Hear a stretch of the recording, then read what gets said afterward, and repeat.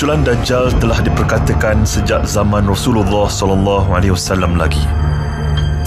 Seorang pemuda yang bernama Ibnu Sayyad telah dianggap sebagai Dajjal di zaman Rasulullah SAW. Beliau mempunyai ciri-ciri yang hampir sama dengan Dajjal yang dimaksudkan oleh baginda SAW yang akan muncul di akhir zaman kelak. Malah sikapnya yang pelik mengukuhkan lagi dakwaan ini. Perkara ini justru telah membuatkan baginda SAW sendiri pergi beberapa kali menyiasat mengenai Ibnu Sayyad. Malangnya, baginda sendiri tidak menafikan mahupun membenarkan mengenai dakwaan tersebut. Jadi tidak hairanlah sekiranya terdapat beberapa sahabat yang telah mengambil tindakan untuk menjauhinya kerana khawatir sekiranya dia ialah Dajjal yang dimaksudkan.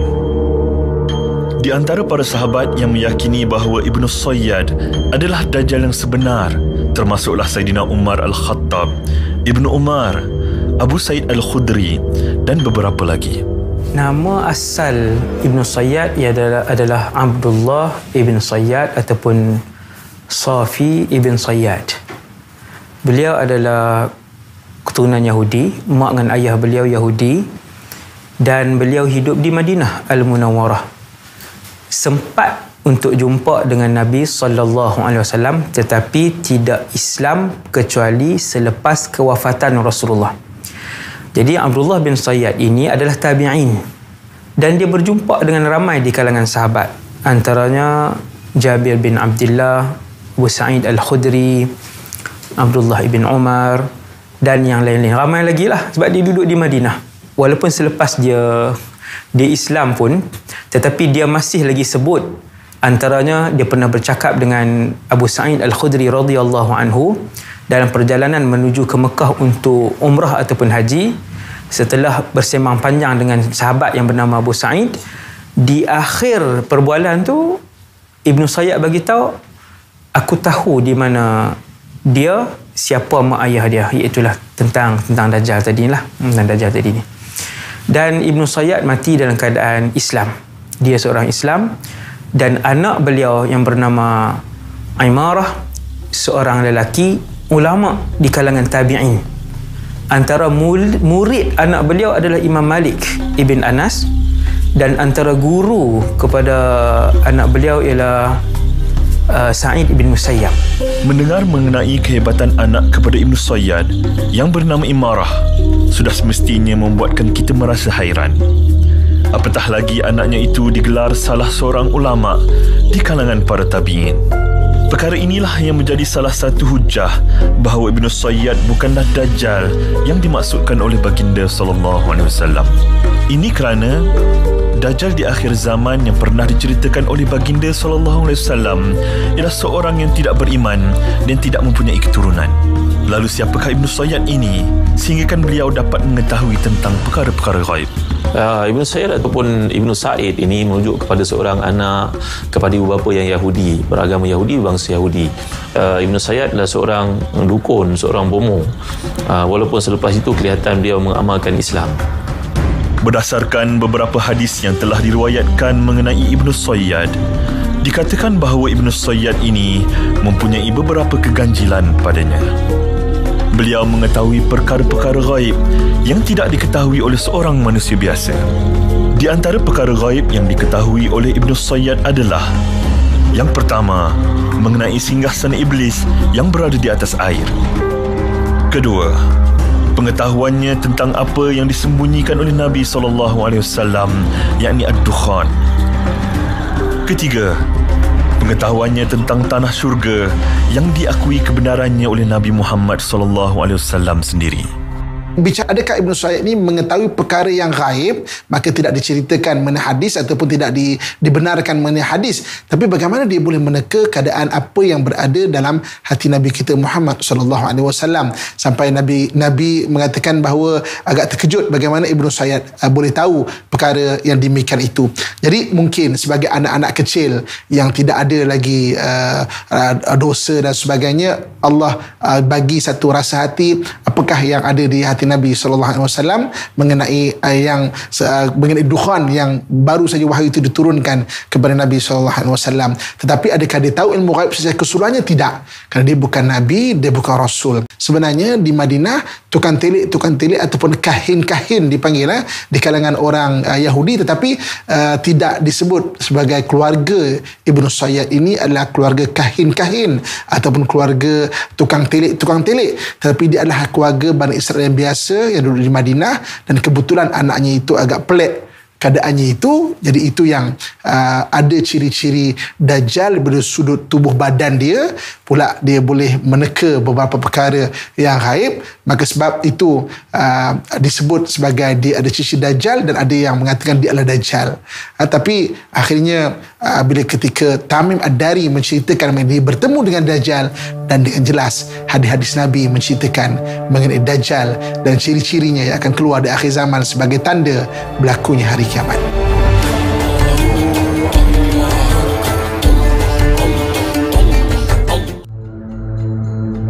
Perkara gaib. Manusia tidak mungkin akan mengetahui sebarang maklumat mengenainya, melainkan ianya terkandung di dalam Al-Quran atau diceritakan melalui hadis yang disampaikan oleh baginda sallallahu alaihi wasallam. Namun berbeza dengan apa yang berlaku kepada Ibnu Sayyad.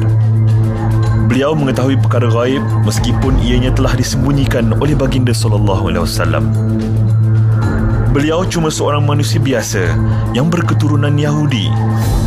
Beliau tidak termasuk di kalangan para rasul yang diberikan mukjizat, wali yang diberikan ilham, dan tukang tilik yang dibisikkan syaitan. Ibnu Sayyad adalah satu watak aneh yang wujud dan muncul pada zaman Nabi sallallahu alaihi wasallam. Beberapa keanehan yang terjadi pada dirinya telah membuatkan sebahagian daripada para sahabat menganggap ataupun menyangka beliau adalah Dajjal. Antaranya adalah kisah yang diriwayatkan oleh Al-Imam Muslim di dalam sahihnya, iaitu ketika mana Ibnu Umar radhiyallahu anhu. Ibnu Umar, Abdullah bin Umar adalah anak kepada Umar bin Al-Khattab radhiyallahu anhuma. Kata Ibnu Umar, dia pernah bertemu dengan Ibnu Sayyad sebanyak 2 kali. Pernah masa dia bertemu dengan Ibnu Sayyad, masa itu Ibnu Sayyad ni ciri-ciri fizikal dia mirip macam mana yang Nabi SAW ceritakan, iaitu matanya buta sebelah. Jadi masa Ibnu Umar datang bertemu, dia terlihat macam mata Ibnu Sayyad itu tersembul keluar. Jadi dia tanya kepada Ibnu Sayyad, dia kata, sejak bila mata kamu begini? Ibnu Sayyad ni pula dia tak bagi jawapan yang serius ataupun jawapan dia pun yang menyebabkan orang rasa ragu-ragu. Dia pun kata, aku pun tak tahu. Ibnu Umar kata, sejak bila kau punya mata macam ni? Dia kata, aku tak tahu. Jadi bila jawapan dia kata dia tak tahu, Ibnu Umar marah. Dia kata, macam mana kau tak tahu mata engkau sendiri? Mata engkau yang terletak dekat kepala engkau, takkan kau tak tahu? Jadi kemudian Ibnu Umar bila dimarah, Ibnu Sayyad ni keluarkan suara dia. Dan Ibnu Umar kata suara dia tu macam suara keldai, hembusan keldai yang kuat. Yang suara ni bukan suara manusia lah. Jadi Ibnu Umar rasa pelik, dan masa tu dia rasa marah, dia pukul dengan tongkat dia. Ada setengah riwayat menyebut tiba-tiba badan Ibnu Sayyad tu seperti mengembang. Sampai macam kejadian aneh macam itulah yang membuatkan sebahagian daripada para sahabat menganggap dia memang adalah Dajjal. Dajjal. Keluarnya itu kerana kemarahan. Keluarnya itu kerana kebenaran yang menewaskan kebatilan. Justru perkara inilah yang menimbulkan kegusaran di kalangan sahabat apabila mereka melihat Ibnu Sayyad menghembuskan kemarahannya. Keanehan yang ada pada Ibnu Sayyad bukan sekadar itu. Ini kerana beliau juga tidak membenci sekiranya dia adalah Dajjal yang dimaksudkan baginda sallallahu alaihi wasallam. Malah beliau juga dilihat seolah-olah redha dengan ketentuan ilahi. Ibnu Sayyad telah masuk Islam dan dia pernah mengerjakan haji ataupun umrah dengan kumpulan sahabat. Antara peristiwa yang dirakamkan ialah ketika Ibnu Sayyad bersama dengan seorang sahabat yang sangat terkenal, Sayyidina Abu Sa'id Al-Khudri, haji ataupun umrah. Kemudian antara perbualan mereka ialah, wahai Abu Sa'id, kamu yang paling banyak menghafal hadis, dan Nabi pernah bagi tahu kepada kita semua bahawasanya Dajjal itu kafir dan hari ini kalian menyaksikan aku ni Islam. Nabi pernah bagi tahu bahawasanya Dajjal itu tidak beranak dan tidak mempunyai anak, sedangkan aku berkahwin dan aku mempunyai anak. Dan Nabi juga pernah bagi tahu, wahai Abu Sa'id, bahawasanya Dajjal takkan boleh masuk ke Mekah dan Madinah. Sesungguhnya kamu semua menyaksikan aku baru keluar daripada Madinah dan sekarang nak menuju ke Mekah. Maka aku bukanlah Dajjal tersebut. Kata Abu Sa'id, aku hampir-hampir menerima alasannya itu. Tapi bila Ibn Sayyad dia endingkan perbualan tu, dia kata, dan sesungguhnya aku kenal Dajjal itu, aku tahu ibunya dan ayahnya dan aku tahu di mana dia berada sekarang. Ketika itu Abu Sa'id pun marah kembalilah kepada Abdullah bin Sayyad sebab dia bawa perangai dia yang lama dulu ni. Maksudnya dia suka bagi tahu tentang sesuatu peristiwa.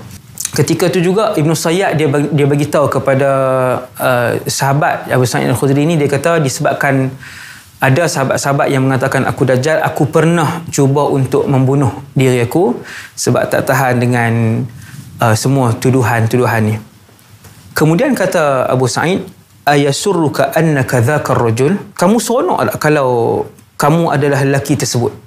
Selepas dia perbualan yang panjang tadi, Ibn Sayyad ceritakan itu dan ini, mengakhiri perbualan tu, adakah kamu seronok bahawa kamu adalah lelaki itu, Dajjal itu?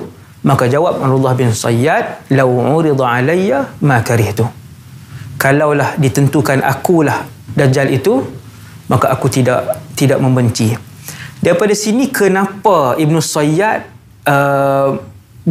berkeadaan demikian. Yang di situ para ulama mengeluarkan beberapa pandangan bahawa antaranya ialah Ibn Sayyad redha kan dengan keadaan tersebut kerana dia telah bagi tahu kepada semua para sahabat bahawa dia tidak mempunyai ciri-ciri besar Dajjal yang digariskan oleh Rasulullah, tapi kalau Allah tentukan dia adalah Dajjal tersebut, maka dia kata dia redha kan, dia tak marahlah sekiranya itu adalah ketentuan daripada Allah Subhanahu wa taala. Tidak ada orang yang menginginkan keburukan ke atas dirinya, apalagi sekiranya ia melibatkan maruah diri dan pengakhiran yang buruk. Namun inilah yang berlaku kepada Ibn Sayyad. Beliau seolah-olah redha sekiranya Allah Subhanahu wa taala menetapkan takdir dirinya sebagai Dajjal di akhir zaman. Keanehannya terus dipersoalkan sehinggakan Sayyidina Umar Al-Khattab radhiyallahu anhu sendiri ingin membunuhnya ketika dia memperolokkan baginda. Di dalam sebuah hadis yang diriwayatkan oleh Imam Ahmad radhiyallahu anhu, dikisahkan bahawa Rasulullah SAW pernah bertanya kepada Ibn Sayyad, apakah kamu bersaksi bahawa aku adalah utusan Allah? Lalu tanpa menjawab pertanyaan tersebut, Ibn Sayyad bertanyakan kembali soalan yang sama kepada baginda SAW. Apakah kamu bersaksi bahawa aku ini adalah utusan Allah? Lalu baginda pun menasihati para sahabat agar mereka meminta perlindungan kepada Allah Subhanahu Wa Taala daripada kejahatan anak ini sebanyak 2 kali. Ibn Sayyad adalah seorang manusia yang disangkakan sebagai Dajjal ketika mana zaman Nabi SAW oleh beberapa para sahabat, antaranya Umar, anaknya Ibn Umar, Abi Sa'id Al-Khudri dan beberapa orang sahabat yang lain. Sampaikan dalam sebuah hadis yang diriwayatkan oleh Imam Ahmad dalam musnadnya, Umar bin Al-Khattab yang terkenal dengan ketegasannya berkata kepada Nabi SAW, "Idzan li ya Rasulullah fa'aqtuluh." Dia kata, izinkan kepada aku ya Rasulullah supaya aku boleh membunuh Ibn Sayyad ini. Kerana dia yakin bahawa Ibn Sayyad itu adalah Dajjal yang diberitakan oleh Nabi SAW. Tetapi Nabi SAW sendiri pun masih lagi berasa ragu-ragu sama ada Ibn Sayyad ini Dajjal ataupun tidak. Maka Nabi SAW pun mengatakan kepada Umar, tidak, kamu tidak boleh membunuhnya kerana seandainya dia adalah Dajjal, maka kamu tidak akan mampu membunuhnya dan kamu tidak berhak untuk membunuhnya kerana Nabi Isa AS di akhir zaman yang ditentukan untuk membunuh Dajjal.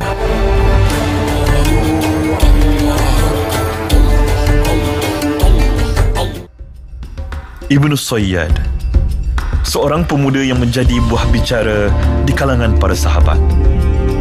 apabila diberitakan bahawa ciri-ciri yang ada pada Ibnu Sayyad menyamai Dajjal di akhir zaman. Baginda SAW sendiri telah pergi dan menyiasatnya beberapa kali. Namun yang demikian, tidak ada satu jawapan yang dikhususkan daripada baginda SAW sama ada Ibnu Sayyad adalah Dajjal ataupun tidak. Baginda lebih bersikap tawakuf, yakni mendiamkan dirinya. Justru keadaan inilah yang menjadi tanda tanya di kalangan para sahabat dan para ilmuwan sehingga ke hari ini.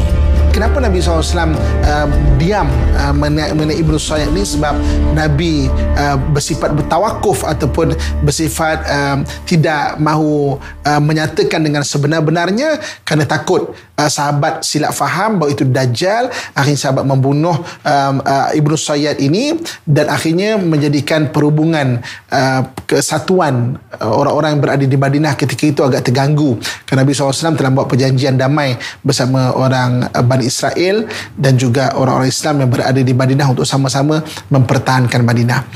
Jadi walaupun Nabi SAW pernah ditanya oleh Sayyidina Umar, maka Nabi mengatakan kalau betul dia Dajjal Umar, kau jangan bunuh dia kerana nanti akan ada orang yang akan membunuh dia. Tapi kalau ada kata dia bukan Dajjal, maka tidak ada keuntungan pun untuk kau membunuh dia kerana kita mempunyai perjanjian damai dengan Bani Israel yang berada di Madinah ketika itu. Di dalam sebuah hadis yang diriwayatkan An-Nawas bin Sam'an radhiyallahu anhu, dia menceritakan bahawa pada satu pagi Rasulullah SAW bercerita kepada sahabat mengenai Dajjal. Di saat baginda bercerita, ada kala baginda meninggikan suara dan ada kalanya baginda merendahkan suara sehingga mereka menyangka bahawa Dajjal sedang berada berdekatan dengan mereka. Lalu para sahabat pun bertanya kepada baginda mengenai perkara tersebut. Kemudian baginda menjawab, bukan Dajjal yang aku takutkan. Kerana sekiranya Dajjal muncul dan aku masih bersama kalian, nescaya aku adalah orang yang akan mengalahkannya dan melindungi kalian.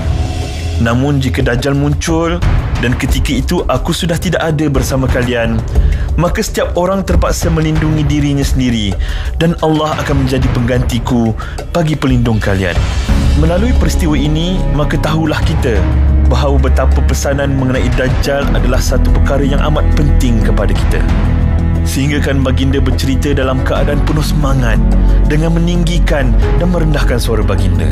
Justru itulah tidak hairan apabila para sahabat cukup berhati-hati dengan Ibnu Sayyad.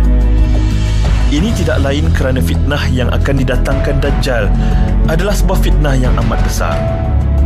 Apalagi dia ialah seorang tukang dusta dan merupakan kemuncak kepada fitnah di dunia ini.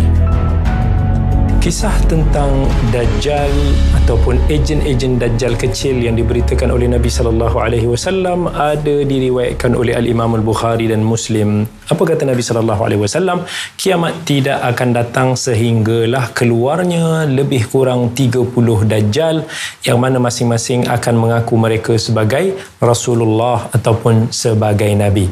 Dan hal ini telah kita saksikan sepanjang zaman, ramai yang telah muncul mendakwa diri mereka sebagai Nabi. Antaranya Musailimah Al-Kadzab, antaranya Al-Aswad Al-Ansi, dan ramai lagi yang kita lihat mereka yang mengaku sebagai Nabi bahkan di tanah air kita ini sendiri. Dan hakikatnya mereka ini sebahagian daripada Dajjal-Dajjal kecil yang diberitakan oleh Nabi SAW akan keluar sebelum munculnya ataupun keluarnya Dajjal yang besar itu. Kesimpulan yang boleh kita pelajari daripada kisah Ibnu Sayyad ini, bagaimana ketika Nabi SAW berceritakan mengenai ciri-ciri Dajjal, para sahabat secara ilmunya sentiasa berwaspada dengan orang-orang yang mempunyai ciri-ciri ini. Dan kita lihat dalam hadis Nabi SAW adalah Dajjal akan keluar ketika orang melupakan akan kewujudan Dajjal ini. Sebab itu kita hendaklah sentiasa sedar bahawa Dajjal itu akan wujud. Ciri-cirinya matanya satu, ciri-cirinya badannya besar dan sebagainya. Hendaklah kita sentiasa peka dengan keadaan ini dan jangan kita lupakan supaya kita akan dapat menghindarkan daripada fitnah Dajjal ini. Amalkan ayat 1 sehingga 10 daripada surah Al-Kahfi dan barang siapa mengamalkannya, dia akan terhindar daripada fitnah Dajjal. berdasarkan kupasan Bayan Linas Mufti Wilayah Irsyad di dalam perkara merungkai soal Dajjal, telah dinyatakan bahawa para ulama berbeza pendapat dalam menentukan sama ada Ibn Sayyad itu Dajjal ataupun tidak. Ini kerana terdapat hadis yang menunjukkan bahawa dia adalah Dajjal yang sebenar, namun terdapat juga hadis lain yang menunjukkan sebaliknya. Menurut Imam Nawawi radhiyallahu anhu, para ulama telah berkata bahawa kisah Ibn Sayyad ini sukar difahami dan terdapat perkara yang tidak jelas. Akan tetapi, tidak diragukan bahawa Ibn Sayyad adalah Dajjal di antara para Dajjal kerana memiliki sifat-sifat seorang Dajjal. Justru, dia bukanlah Dajjal yang akan keluar di akhir zaman, yang akan membawa seluruh manusia ke arah kesesatan. Wallahu a'lam.